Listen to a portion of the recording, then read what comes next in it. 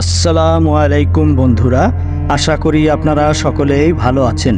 প্রিয় বন্ধুরা, কোনো নারীর যদি একাধিক বিয়ে হয় তাহলে জান্নাতে কোন স্বামীর সঙ্গে থাকবে? আর বিয়ের আগেই কোনো নারী মারা গেলে কে জান্নাতে তার সাথে থাকবে? তার কি জান্নাতে বিয়ে হবে? স্বামী যদি জাহান্নামে যায় আর স্ত্রী যদি জান্নাতে যায় তাহলে সেই নারীর কি হবে? প্রিয় দর্শকবৃন্দ, আজকের ভিডিওটি খুবই গুরুত্বপূর্ণ, তাই ভিডিওটি শেষ পর্যন্ত দেখুন এবং অন্যদের দেখতে সাহায্য করুন। মুমিনদের চিরস্থায়ী আবাসন হলো জান্নাত, আর জান্নাতে মুমিনদের জন্য এমন সব বস্তু তৈরি করা হয়েছে যা কোনো চোখ কোনোদিন দেখেনি, কোনো কান কোনোদিন শোনেনি, আর কোনো মানুষের অন্তর কোনোদিন তা কল্পনা করতে পারেনি। তাদের জন্য রয়েছে চিরস্থায়ী জান্নাত, যার নিম্ন দেশে ঝর্ণা দ্বারা প্রবাহিত। সেখানে তাদের অলঙ্কিত করা হবে স্বর্ণ সূক্ষ্ম ও গাঢ় রেশমের সবুজ পোশাক পরিধান করে। তারা গদি বসানো উচ্চাসনে হেলান দিয়ে বসবে। কতই না উত্তম পুরস্কার, কতই না উত্তম আশ্রয়স্থল। সূরা আল কাহাফ আয়াত নাম্বার 130। জান্নাতে আল্লাহ তাআলা পুরুষদের এমন সুন্দরী উদ্যান করবেন যাদের চামড়ার উপর থেকে হাড্ডির মধ্যে মজ্জা দেখা যাবে। আল্লাহ তাআলা স্ত্রীদের কথা উল্লেখ করেছেন স্বামীদের জন্য, কারণ স্বামী স্ত্রীর কামনাকারী এবং তার প্রতি মোহিত। যে নারী বিয়ের আগে মারা গেছেন, আল্লাহ তাকে জান্নাতের দুনিয়ার কোনো পুরুষের সঙ্গে বিয়ে দিবেন। কারণ আবু হুরায়রা রাদিয়াল্লাহু আনহু থেকে বর্ণিত, রাসূল সাল্লাল্লাহু আলাইহি ওয়াসাল্লাম বলেন, কিয়ামতের দিন যে দলটি প্রথম জান্নাতে প্রবেশ করবে তাদের চেহারা হবে পূর্ণিমার চাঁদের মতো উজ্জ্বল, আর তৎপরবর্তী চেহারা হবে আসমানের মুক্তার ন্যায় ঝলমলে নক্ষত্র সাদৃশ্য উজ্জ্বল।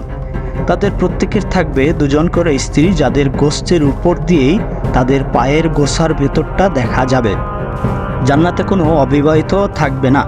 সহিহ মুসলিম 7325। শায়েখ উসাইমিন বলেন, যদি ইহকালে মহিলার বিয়ে না হয়ে থাকে তবে আল্লাহ পাক তাকে জান্নাতে এমন একজনের সঙ্গী হিসেবে করে দেবেন, কারণ জান্নাতের অফুরন্ত নিয়ামত শুধু পুরুষদের জন্য নয়, বরং তা নারী পুরুষ উভয়ের জন্য বরাদ্দ। জান্নাতের নিয়ামত সমূহের একটি এই বিয়ে তালাকপ্রাপ্ত হয়ে আর বিয়ে না করে মারা যাওয়া মহিলার অবস্থা হবে অনুরূপ। একই অবস্থায় ওই নারীর স্বামী জান্নাতে প্রবেশ করেনি। উসাইমিন বলেন, মহিলা যদি জান্নাতবাসী হন আর তিনি বিয়ে না করেন কিংবা তার স্বামী জান্নাতি না হন, সেক্ষেত্রে তিনি জান্নাতে প্রবেশকারী অনেক পুরুষ দেখতে পাবেন, আর তাদের মধ্যে থেকে তারা তাকে কেউ বিয়ে করবেন। যে নারী বিয়ের পর মারা গেছেন, জান্নাতে তার সেই স্বামী হবে যার কাছে ইহকালে তিনি ত্যাগ করেছেন।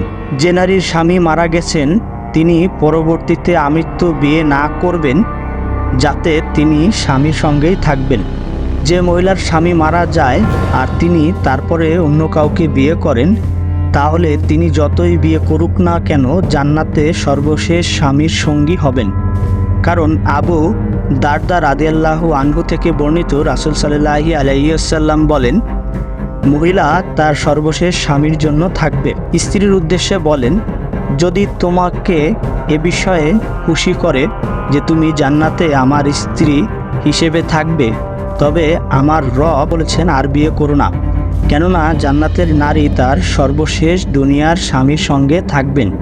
এজন্যই রাসূল সাল্লাল্লাহু আলাইহি ওয়াসাল্লামের মৃত্যুর পরে তার স্ত্রীর জন্য অন্য কারো সঙ্গে বিবাহ বন্ধনে আবদ্ধ হওয়া হারাম করা হয়েছে, কেননা তারা জান্নাতে তার স্ত্রী হিসেবেই থাকবেন। বাইহাক্কি আসনান আল কুবরা 13803।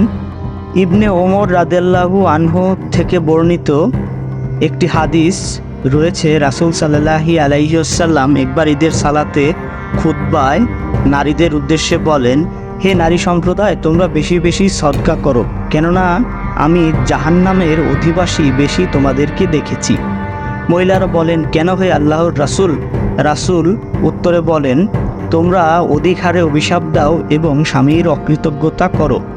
বুদ্ধিমান পুরুষকে নির্বোধ বানাতে অল্প বুদ্ধি ও খাটো দিনদার আর কাউকে তোমাদের চেয়ে অধিক পটু দেখিনি। তারা উত্তরে বলেন, হে আল্লাহর রাসূল, আমাদের জ্ঞান এবং দিনদারিতার ঘাটতি কি?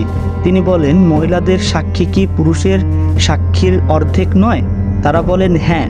তিনি বলেন এটি তাদের জ্ঞানের স্বল্পতা। যখন তাদের হায়েজ শুরু হয় তখন কি তারা সালাত ও সালাম দেয় না? তারা বলেন জি।